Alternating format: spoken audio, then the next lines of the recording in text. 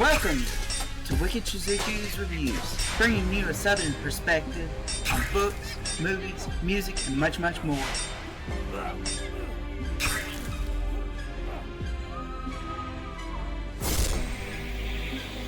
Stick around for a while, you just might hear something wicked.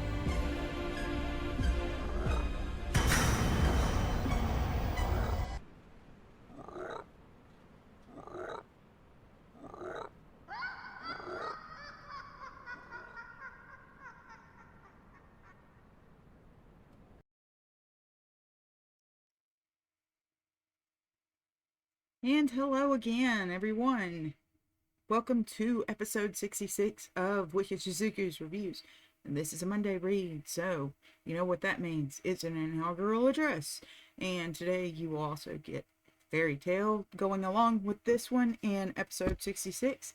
And I've kind of made a little bit of a by my pants decision, is that I'm going to be breaking these episodes up into just segments, and your Fairy Tale from here on out, and Ovid and your other read for Monday will come on a different day, or a different segment. And what I have planned for that day will come as a part 2 to your either 1 or 6 episode. So that's all going to be split up now. So been going through and re-uploading stuff to Rumble with new and improved descriptions and introductions and titles to the first in the playlist. So if there's one that you're wanting to get back to, you'll be able to find it that way in the playlist now. So new and improved. Hooray! Now, we are going to continue with our Monday reads. And our last double episode at the same time.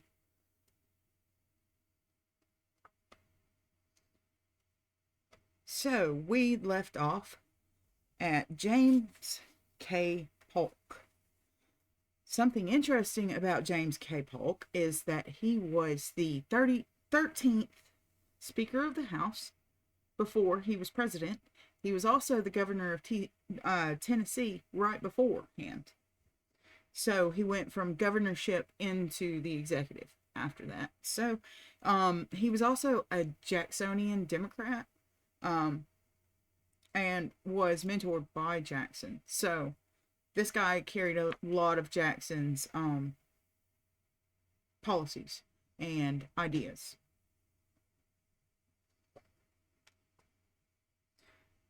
March 4th, 1845. Fellow citizens, without solicitation on my part, I have been chosen by the free and voluntary suffrages of my countrymen to the most honorable and most responsible office on earth. I am deeply impressed with the gratitude for the confidence reposed in me. Honored with this distinguished consideration at an earlier period of life than any of my predecessors, I cannot disguise the diffidence with which I am about to enter the discharge of my official duties. If the more aged and experienced men who have filled the office of the President of the United States, even in the infancy of the republic, distrusted their ability to discharge the duties of that exalted station, what ought not to be the apprehensions of one so much younger and less endowed, now that our domain extends from ocean to ocean, that our people have so greatly increased in numbers, and at a time when so great diversity of opinion prevails in regard to the principles and policy which should characterize the administration of our government. Well, may the boldest fear and the wisest tremble when incurring responsibilities on which may depend our country's peace and prosperity, and in some degree the hopes and happiness of the whole human family. In assuming responsibilities so vast, I fervently invoke the aid of that almighty ruler of the universe, in whose hands are the destinies of nations and of men, to guard this heaven-favored land against the mischiefs which without his guidance might arise from an unwise public policy, with a firm reliance upon the wisdom of the Omnipotence to sustain and direct me in the path of duty which I am appointed to pursue. I stand in the presence of this assembled multitude of my countrymen to take upon myself the solemn obligation, to the best of my ability, to preserve, protect, and defend the Constitution of the United States. A concise enumeration of the principles which will guide me in the administrative policy of the government is not only in accordance with the example set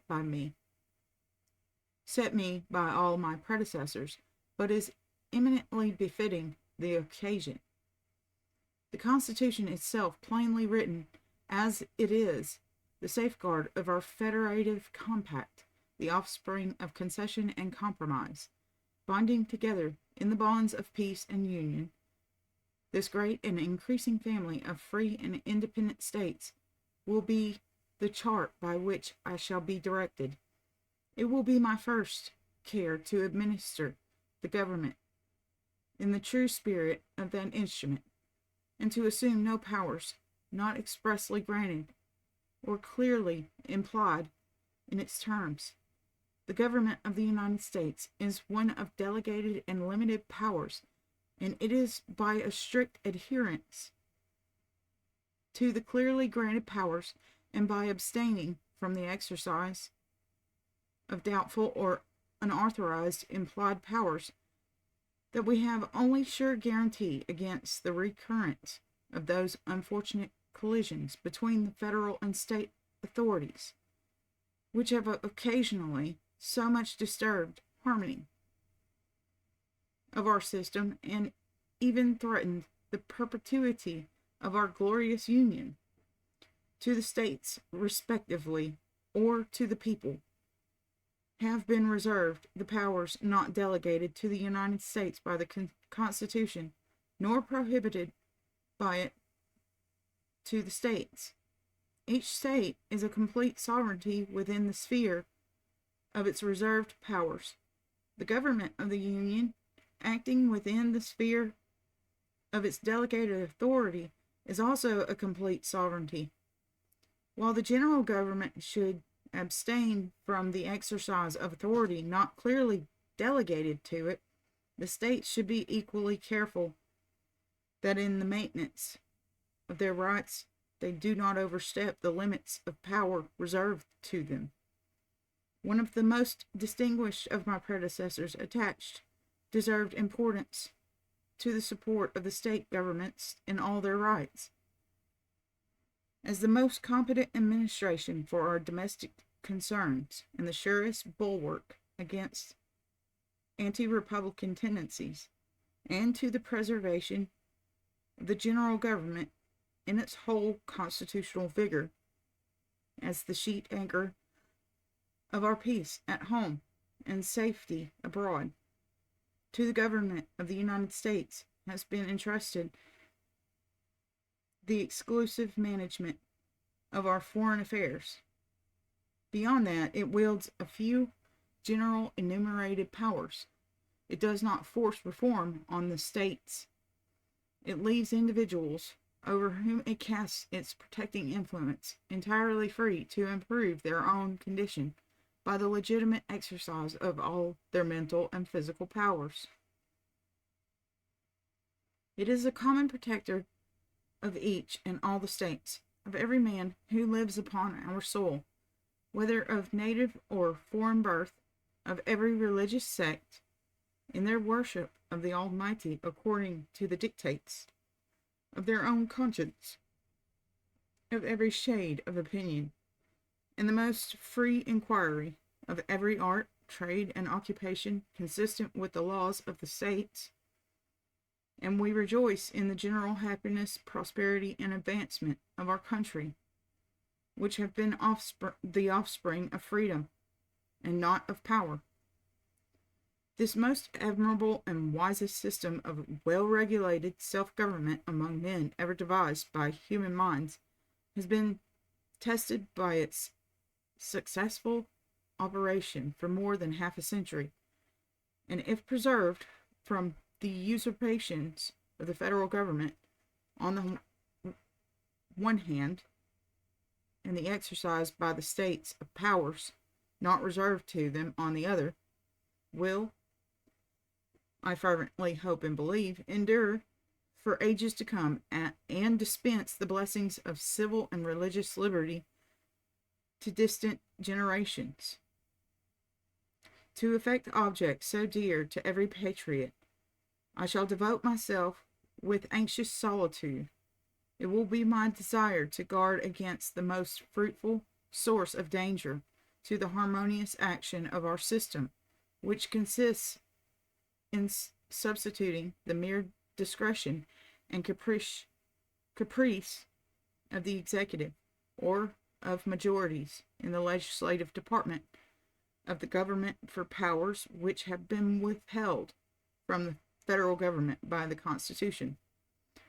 By the theory of our government, majorities rule, but this right is not an arbitrary or unlimited one. It is a right to be exercised in subordination to the Constitution and in conformity to it. One great object of the Constitution was to restrain majorities from oppressing minorities or encroaching upon their just rights. Minorities have a right to appeal to the Constitution as a shield against such oppression, that the blessings of liberty which our Constitution secures may be enjoyed alike by minorities and majorities. The executive has been wisely invested with a qualified veto upon the acts of the legislator. It is a negative power and is conservative in its character. It arrests for the time hasty, inconsiderate, or unconstitutional legislation,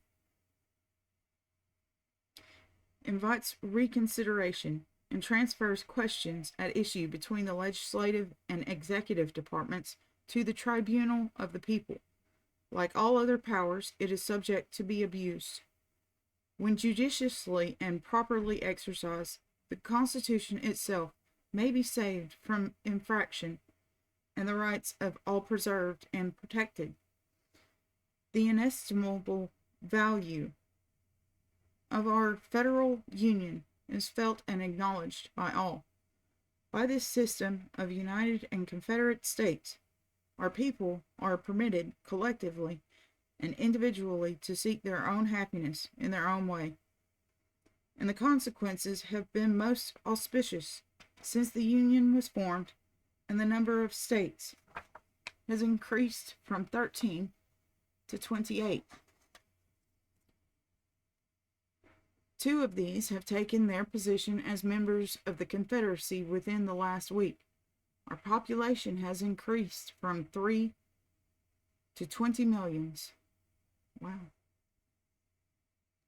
New communities and states are seeking protection under its aegis, and multitudes from the old world are flocking to our shores to participate in its blessings. Beneath its benign sway, peace and prosperity prevail, freed from the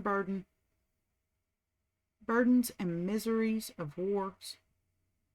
Our trade and intercourse have extended throughout the world. Mind no longer tasked in devising means to accomplish or resist schemes of ambition, usurpation, or conquest, is devoting itself to man's true interests in developing his faculties and powers and the capacity of nature to minister to his enjoyments. Genius is free to announce its inventions and discoveries, and the hand is free to accomplish whatever the head conceives, not incompatible with the rights of a fellow being. All distinctions of birth or rank have been abolished. All citizens, whether native or adopted, are placed upon terms of precise equality. All are entitled to the equal rights and equal protection. No union exists between church and state, and perfect freedom of opinion is guaranteed to all sects and creeds. These are some of the blessings secured to our happy land by our federal union. To perpetuate them,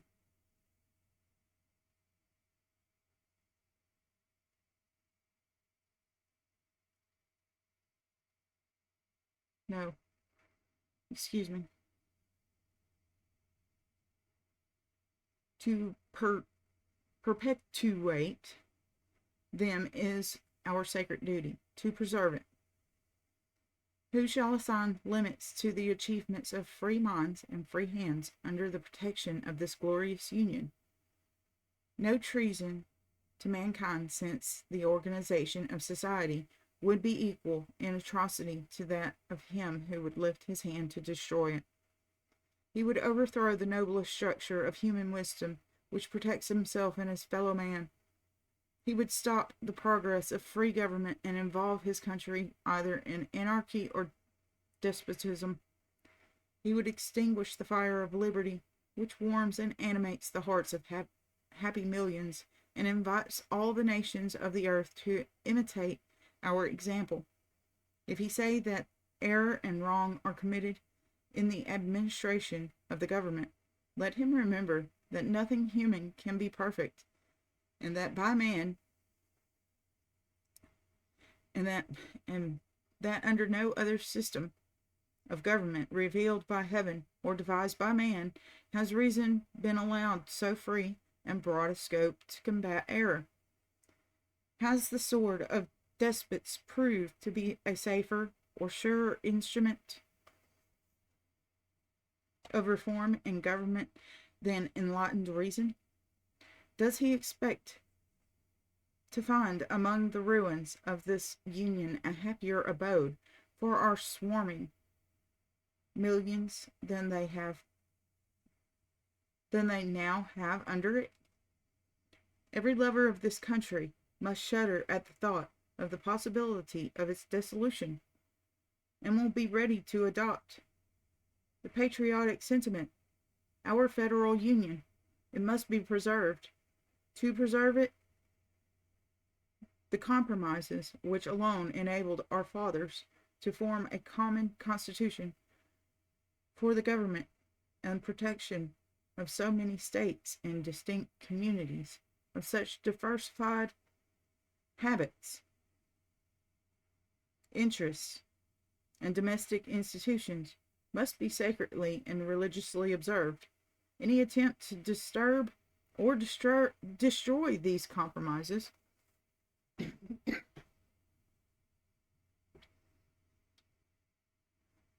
being terms of the compact of union can lead to none other than the most ruinous and disastrous consequences. It is a source of deep regret that in some sections of our country, misguided persons have occasionally indulged in schemes and agitations whose object is the destruction of the domestic institutions existing in other sections, institutions in which, at the adoption of the Constitution and were recognized and protected by it, all must see that if it were possible for them to be successful in attaining their object, the dissolution of the Union and the consequent destruction of our happy form of government must speedily follow. I am happy to believe that at every period of our existence as a nation there has existed and continues to exist among the great mass of our people a devotion to the union of the states, which will shield and protect it against the moral treason of any who would seriously contemplate its destruction. To secure a continuance of that devotion, the compromises of the Constitution must not only be preserved, but sectional jealousies and heart-burnings must be discountenanced,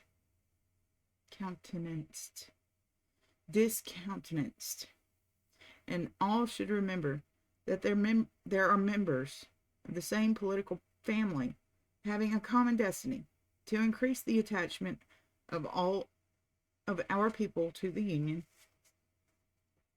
Our laws should be just.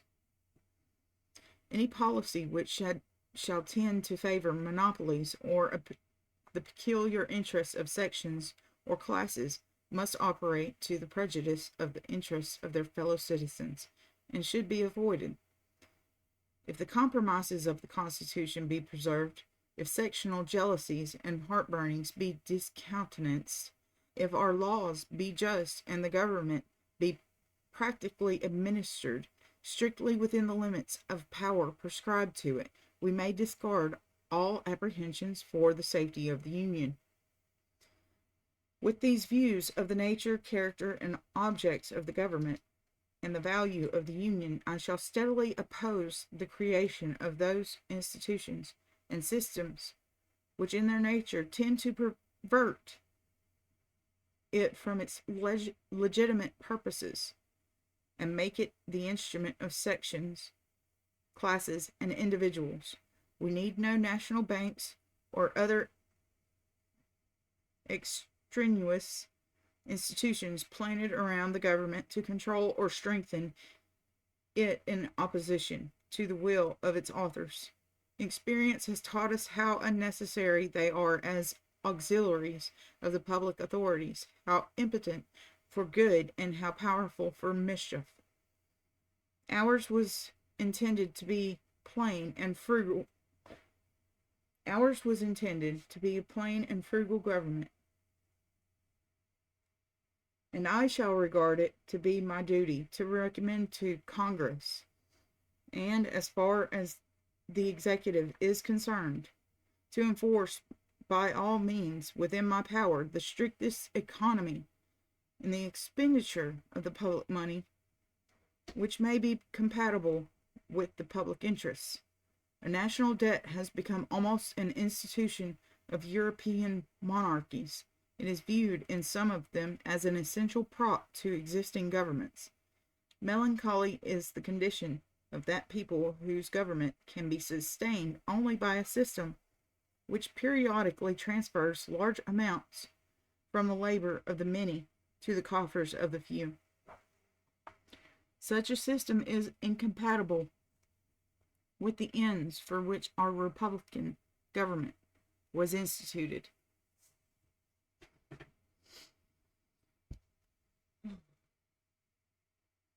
Under a wise policy, the debts contracted in our revolution and during the war of 1812 have been happily extinguished by a judicious application of the revenues not required for other necessary purposes. It is not doubted that the debt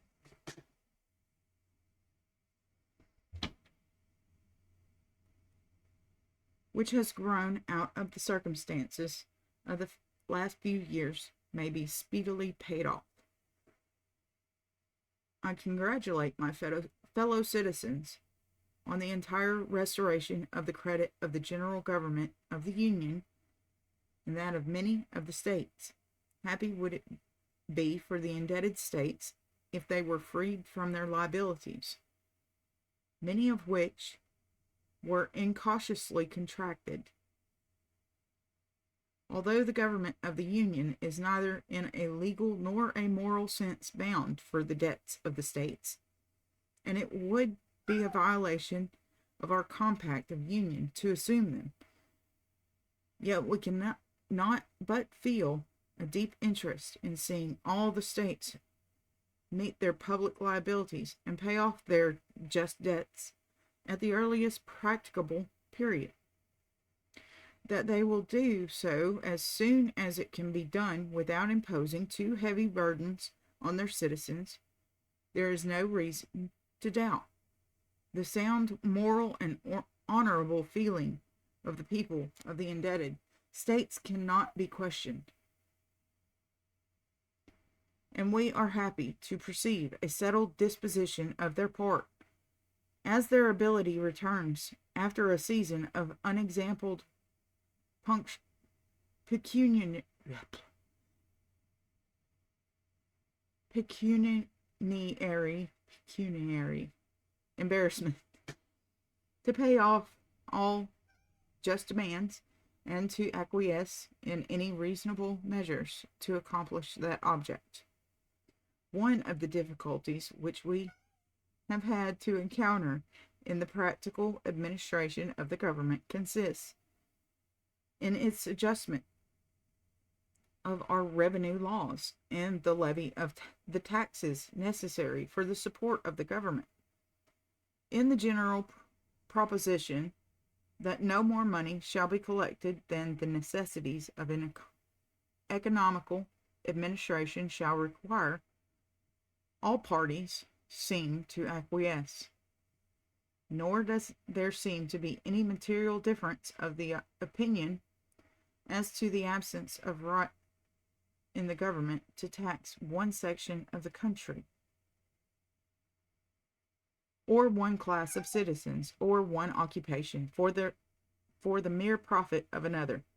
Justice and sound policy forbid the federal government to foster one branch of industry to the detriment of another, or to cherish the interests of one portion to the injury of another portion of our common country. I have heretofore declared that my fellow citizens, that in my judgment it is the duty of the government to extend, as far as it may be practicable to do so, by its revenue laws and all other means within its power, fair and just protection to all of the great interests of the whole Union, embracing agriculture, manufactures, the mechanic arts, commerce, and navigation. I have also declared my opinion to be in favor of a tariff for revenue, and that in adjusting the details of such a tariff, I have sanctioned such moderate discriminating duties as would produce the amount of revenue needed, at the same time afford reasonable incidental protection to our home industry, and that I was opposed to a tariff for protection merely and not for revenue.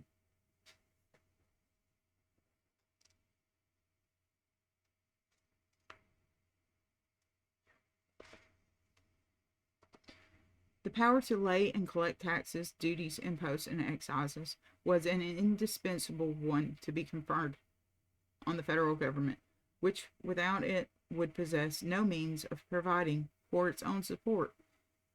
In executing this power by levying a tariff of duties for the support of government, the raising of revenue should be the object, and protection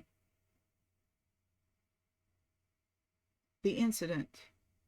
To reverse this principle and make protection the object and revenue the incident would be to inflict manifest injustice upon all other than the protected interests. In levying duties for the revenue, it is doubtless proper to make such discriminations within the revenue principle as will afford incidental protection of our home interests. Within the revenue limit, there is a discretion to the discriminant.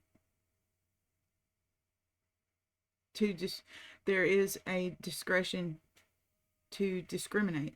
Beyond that limit, the rightful exercise of the power is not conceded. The incidental protection afforded to our home's interests and by discriminations within the revenue range, it is believed to be ample. In making discriminations, all our home interests should, as far as practicable, be equally protected. The largest portion of our people are agriculturalists. Others are employed in manufactures, commerce, navigation, and the mechanic arts. They are engaged in their respective pursuits, and their joint labors constitute the national or home industry. To tax one branch of this home industry for the benefit of another would be unjust. No one of these interests can rightfully claim an advantage over the others, or to be enriched by impoverishing the others. All are equally entitled to the fostering care and protection of the government. in exercising a sound discretion in levying discriminating duties within the limit prescribed. Care should be taken that it be done in a manner not to benefit the wealthy few at the expense of the toiling millions by taxing the luxuries of life or articles of superior quality and high price, which can only be consumed by the wealthy, and the highest the necessaries of life, or the articles of coarse quality and low price, which the poor and great mass of our people must consume. The burdens of government should, as far as practicable, be distributed justly and equally among all classes of our population. These general views, long entertained on this subject, I have deemed it proper to reiterate. It is a subject upon which conflicting interests of sections and occupations are supposed to exist, and a spirit of mutual concession and compromise in adjusting its details should be cherished by every part of our widespread country as the only means of preserving harmony and a cheerful acquiescence of all in the operation of our revenue laws. Our patriotic citizens in every part of the Union will readily submit to the payment of such taxes as shall be needed for the support of their government, whether in peace or in war, if they are so levied as to distribute the burdens as equally as possible among them. The Republic of Texas has made known her desire to come into our Union, to form a part of our Confederacy, and enjoy with us the blessings of liberty, secured and guaranteed by our Constitution. Texas was once part of our country and was unwisely ceded away to a foreign power. It is now independent and possesses an undoubted right to dispose of a part or the whole of her territory and to merge her sovereignty as a separate and independent state in ours. I congratulate my country that by an act of the late Congress of the United States, the assent of this government has been given to the reunion. And it only remains for the two countries to agree upon the terms to consummate an object so important to both.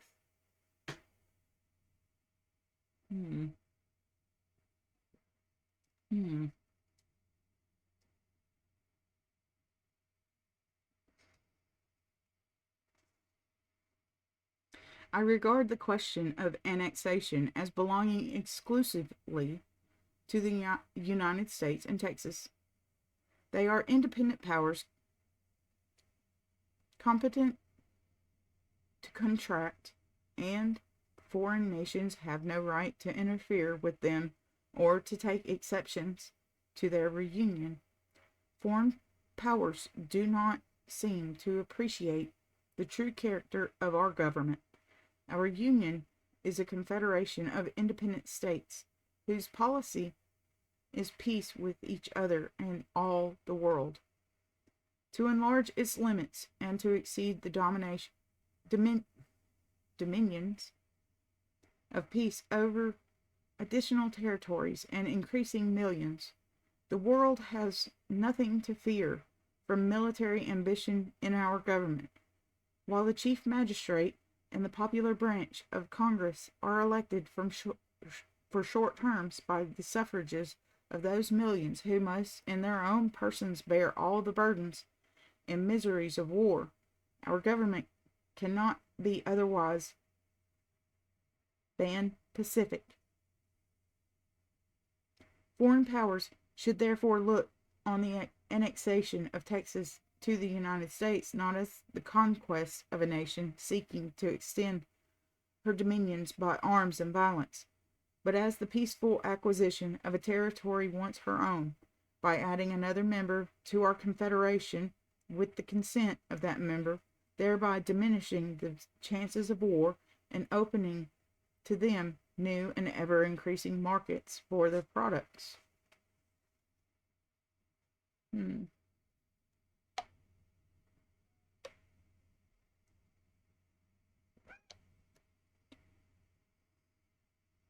In the earlier stages, oh, to Texas, the reunion is important because the strong protecting arm of our government would be extended over her, and the vast resources of her fertile soil and genial climate would be speedily developed, while the safety of New Orleans and of our whole southwestern frontier against the hostile aggression, as well as the interests of the whole Union, would be promoted by it.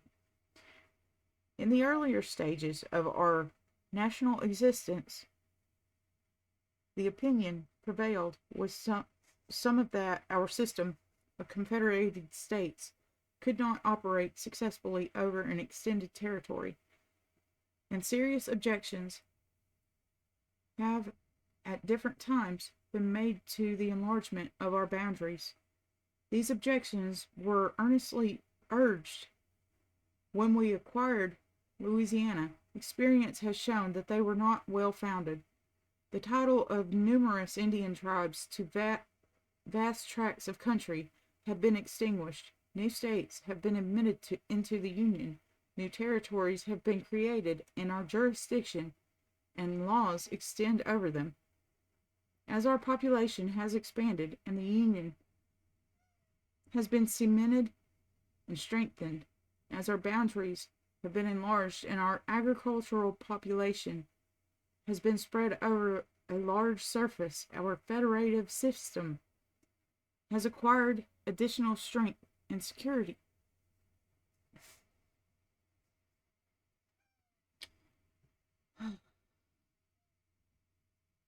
It may well be doubted whether it would not be in greater danger of overthrow if our present population were confined to the comparatively narrow limits of the original 13 states than it is now.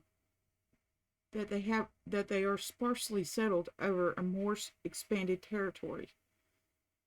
It is confidently believed that our system may be safely extended to the utmost bounds of our territorial limits, that as it shall be extended, the bonds of our Union, so far from being weakened, will become stronger. None can fail to see the danger to our safety and future peace if Texas remains an independent state or becomes an ally or dependency of some foreign nation more powerful than herself.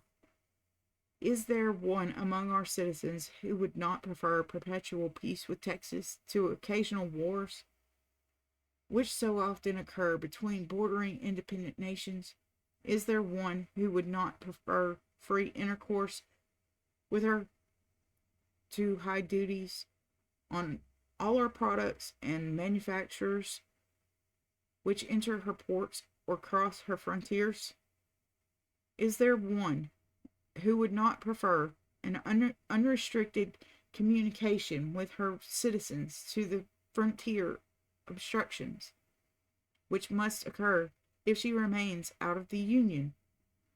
Whatever is good or evil in the local institutions of Texas will remain her own, whether annexed to the United States or not.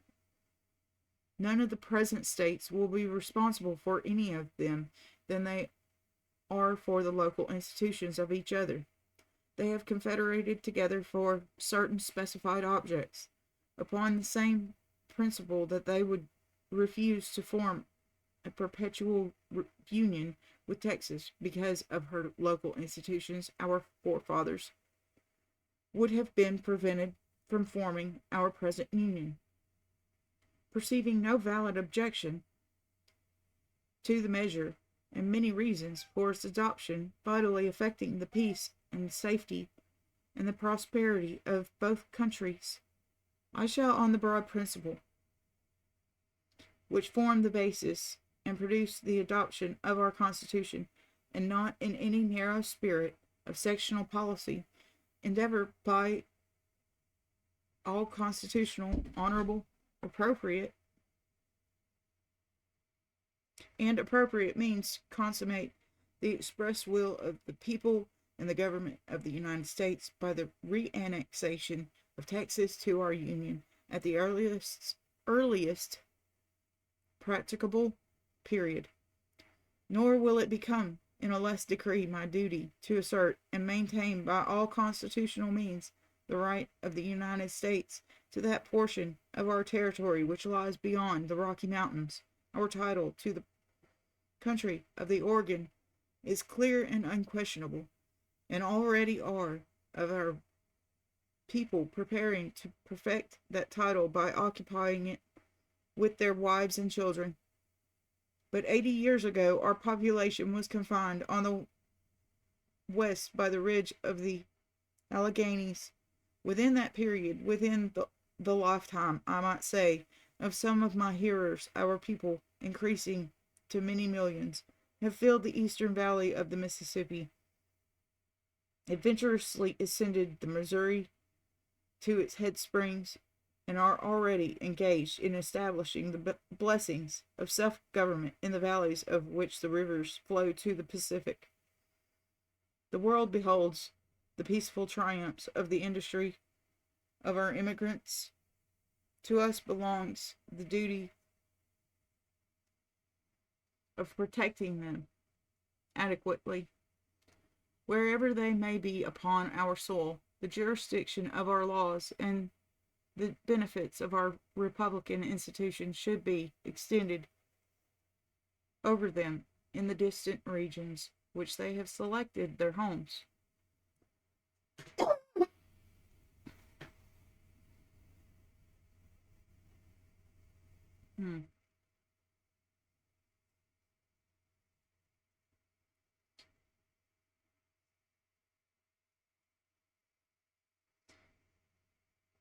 The increasing facilities of intercourse will easily bring the states of which the formation in that part of our territory cannot be long delayed within the sphere of our federative union. In the meantime, every obligation imposed by treaty or conventional stipulations should be sacredly respected. In the management of our foreign relations, it will be my aim to observe a careful respect for the rights of other nations, while our own will be the subject of constant watchfulness. Equal and exact justice should characterize all our intercourse with the foreign countries. All alliances have a tendency to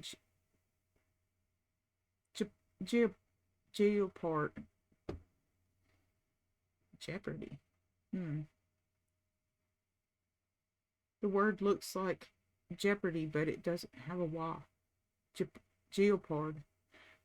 The welfare and honor of our country, or sacrifice any one of the national interests, will be studiously avoided, and yet no opportunity will be lost to cultivate a favorable understanding with the foreign governments, by which our navigation and commerce may be extended, and the ample products of our fertile soil, as well as the manufactures of our skillful artisans,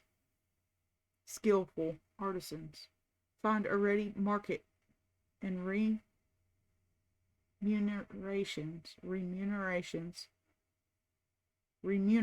prices in foreign countries, and taking care that the laws be faithfully executed. A strict performance of duty will be exacted from all public officers, from those officers especially who are charged with the collection and disbursement of the public revenue. Will prompt and rigid accountability will be required. Any culpable failure or delay on their part to account for the monies entrusted to them at the times and in the manner required by law will in every instance terminate the official connection of the defaulting officer with the government. Although in our country the chief magistrate must almost of necessity be chosen by a party and stand pledged to its principles and measures, yet in his official action He should not be the president of a part only, but of the whole people of the United States. While he executes the laws with an impartial hand, shrinks from no proper responsibility, and faithfully carries out in the executive department of the government the principles and policies of those who have chosen him. He should not be unmindful that our fellow citizens who have differed with him in the opinion are entitled to the full and free exercise of their opinions and judgments, and that the rights of all are entitled to respect and regard, confidently relying upon the aid and assistance of the coordinate departments of the government in conducting our public affairs. I enter upon the discharge of the high duties which have been assigned me by the people, again humbly supplicating the divine being who has watched over and protected our beloved country from its infancy to the present hour to continue his gracious benedictions upon us, that we may continue to be a prosperous and happy people. And that was James K. Polk. So I hope you enjoyed that, and I will be right back after a short break. See you on the other side, everybody.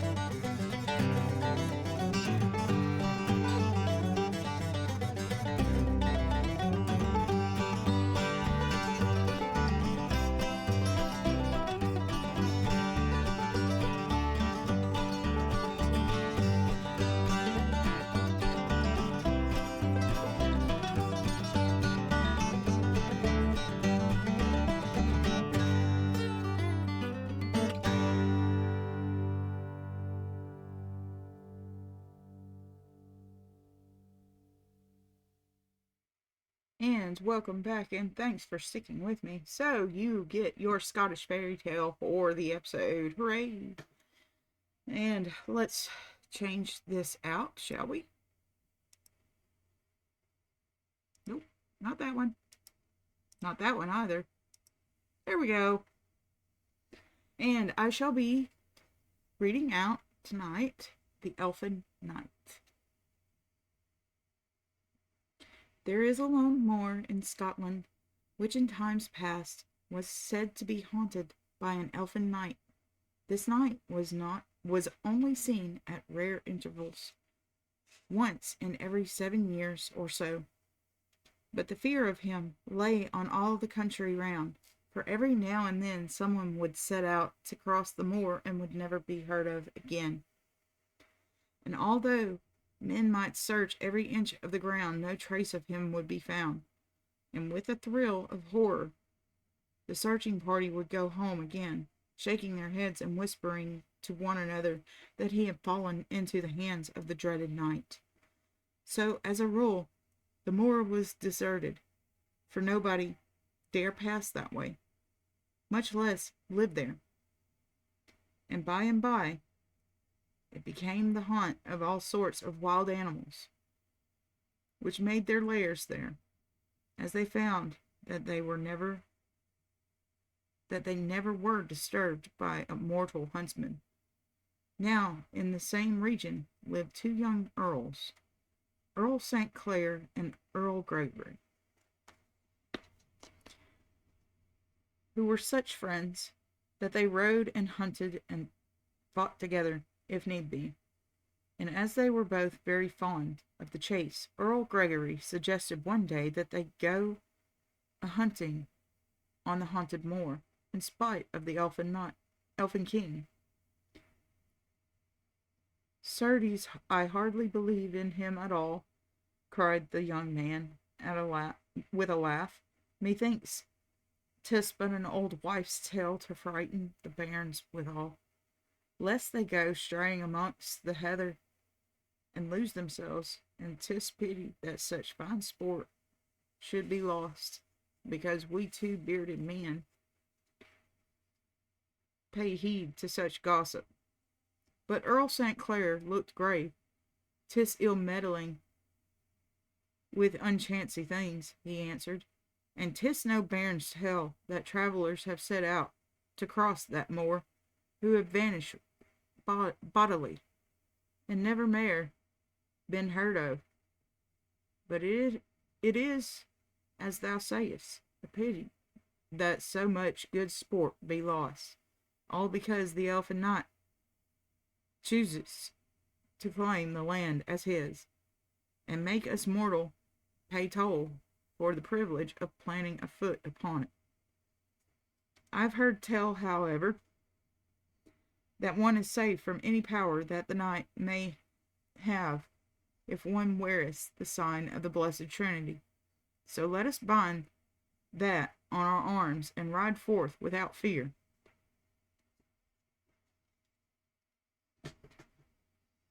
Sir Gregory burst into a loud laugh at these words.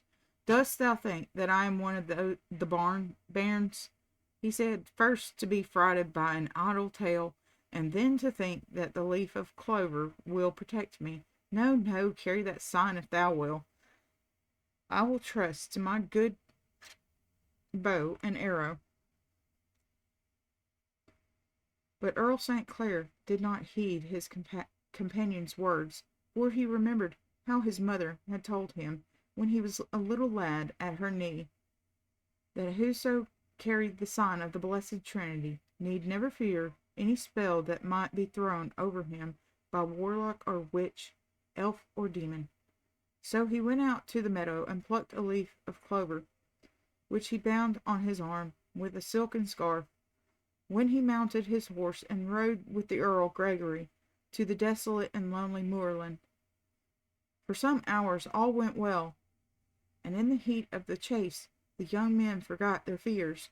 Then suddenly both of them reined in their steeds and sat gazing in front of them with affrighted faces, for a horseman had crossed their track, and they both would fain have known who he was and whence he came. "By my troth, but he rideth in haste, whoever he may be," said Earl Gregory at last. "And though I always thought that no steed on earth could match mine for swiftness, I reckon that for every league that mine goeth, his would go 7. Let us follow him, and see from what part of the world he cometh." "The Lord forbid that thou shouldest stir thy horse's feet to follow him," said Earl St. Clair devoutly. "Why, man, 'tis the elven knight. Canst thou not see that he doth not ride on the solid ground, but flieth through the air, and that, although he rideth on what seemeth a mortal steed, he is really carried by mighty pinions, which cleave the air like those of a bird? Follow him, forsooth! It will be an evil day for thee when thou seekest to do that." But Earl St. Clair forgot that he carried a talisman which his companion lacked, that enabled him to see things that really were as they really were, while the other's eyes were holden. And he was startled and amazed when Earl Gregory said sharply, "Thy mind hath gone mad over the elfin king. I tell thee, he who passed was a goodly knight, clad in a green vesture, and riding on a great black jennet.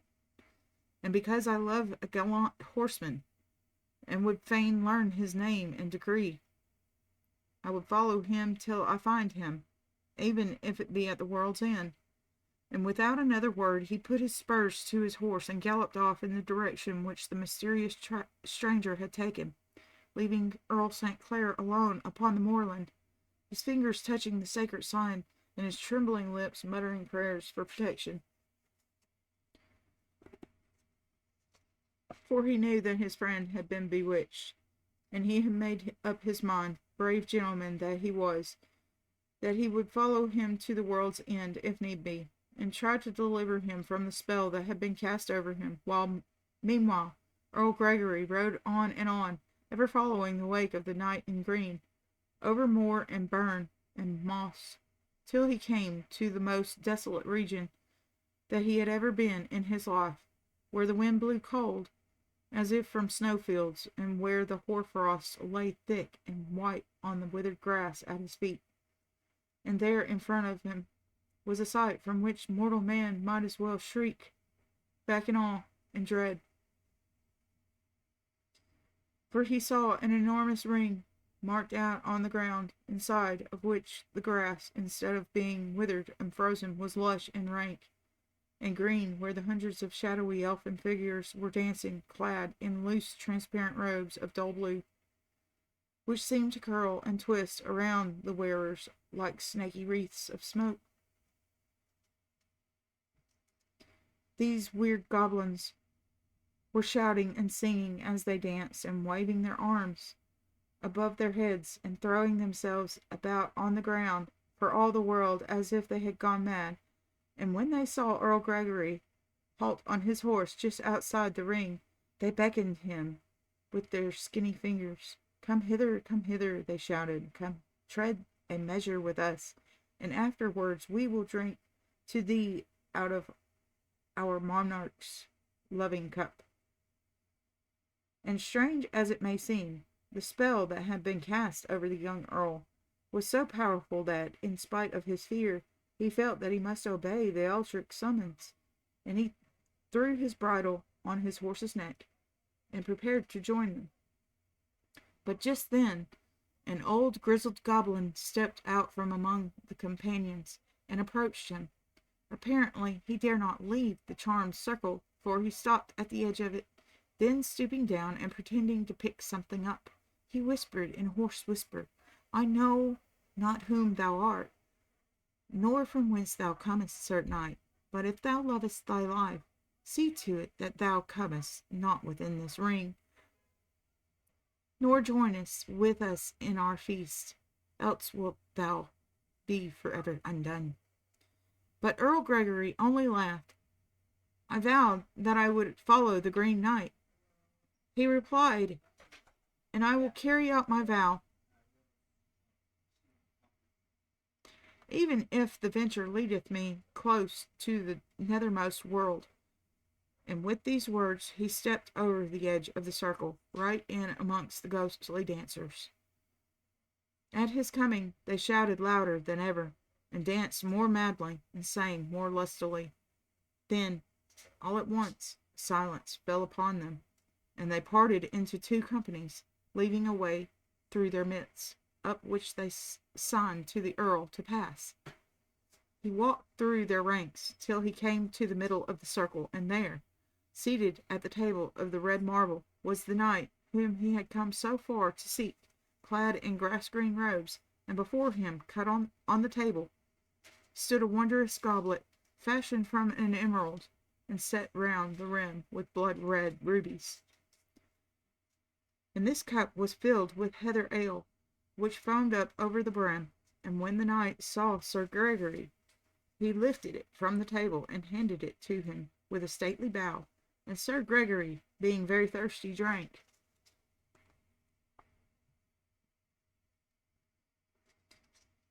And as he drank, he noticed that the ale in the goblet never grew less, but ever foamed up to the edge, and for the first time his heart misgave him, and he wished it that he had never set out on this strange adventure. But alas, The time for regrets had passed, for already a strange numbness was stealing over his limbs, and a chill pallor was creeping over his face, and before he could utter a single cry for help, the goblet dropped from his nerveless fingers, and he fell down before the Elfin King like a dead man.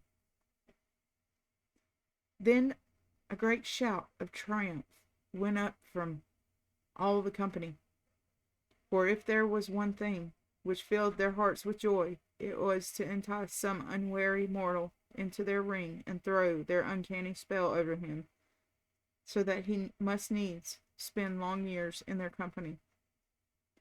But soon their shouts of triumph began to die away, and they muttered and whispered to each other with looks of something like fear on their faces, for their keen ears heard a sound which filled their hearts with dread.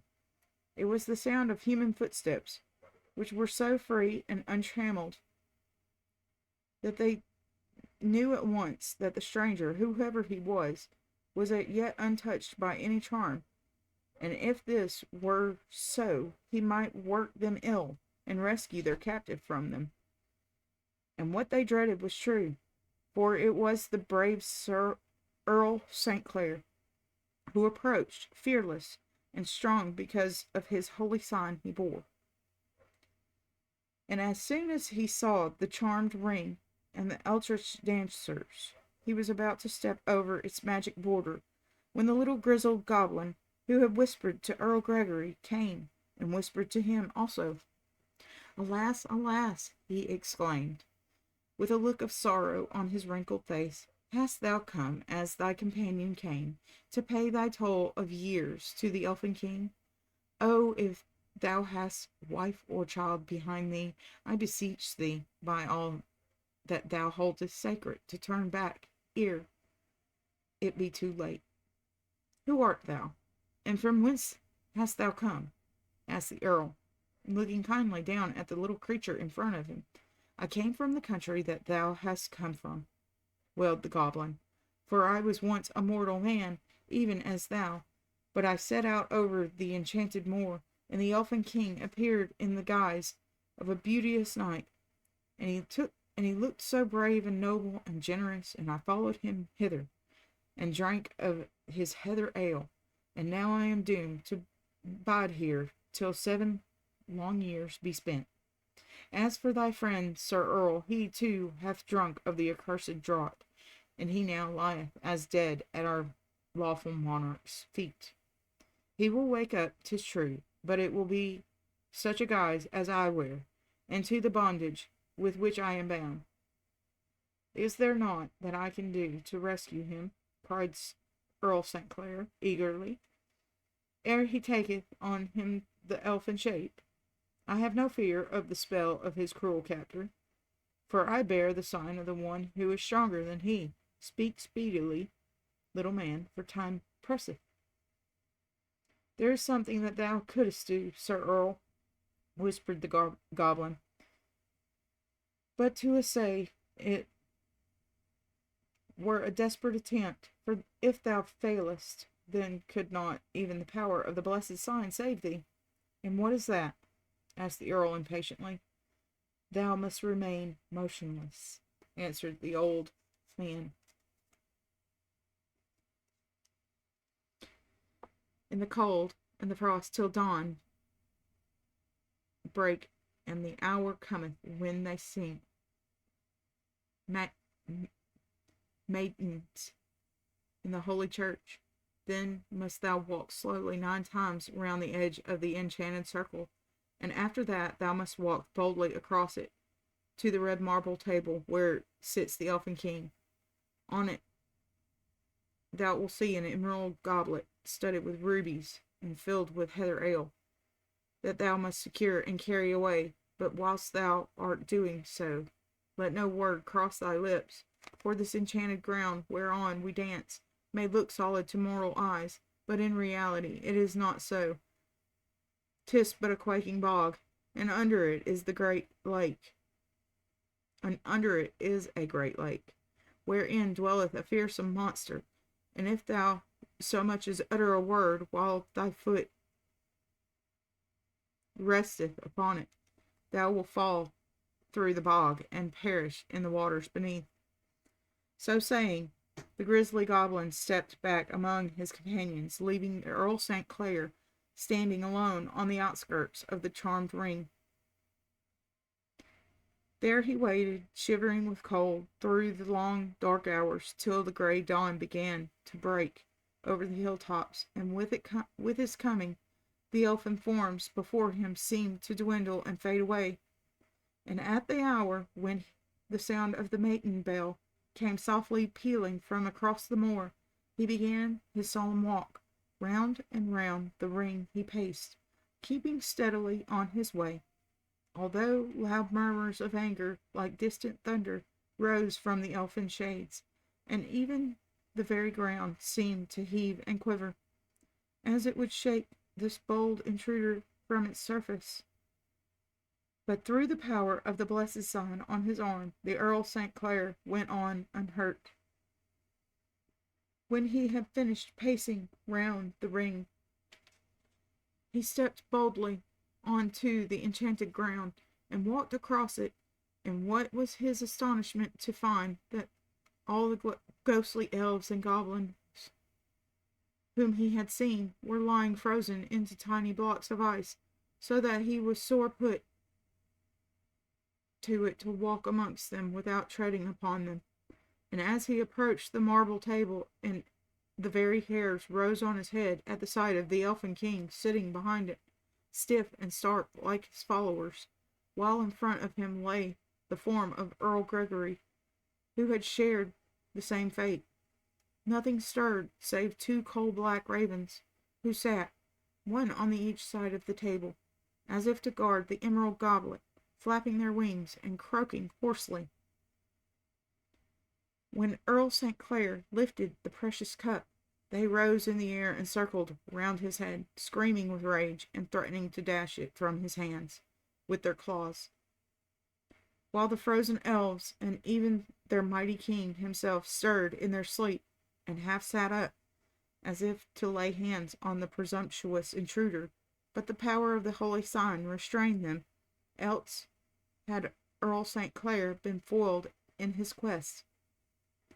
As he retraced his steps, awesome and terrible were the sounds that he heard around him. The ravens shrieked, and the frozen goblins screamed, and up from the hidden lake below came the sound of the deep breathing of an awful monster who was lurking there, eager for prey. But the brave Earl heeded none of these things, but kept steadily onwards, trusting in the might of the sign he bore, and it carried him safely through all the dangers. And just as the sound of the matin bell was dying away in the morning air, he stepped on to solid ground once more, and flung the enchanted goblet from him. And lo, every one of the frozen elves vanished, along with their king and his marble table, and nothing was left of the rank green grass save Earl Gregory, who slowly woke from his enchanted slumber, and stretched himself and stood up, shaking in every limb.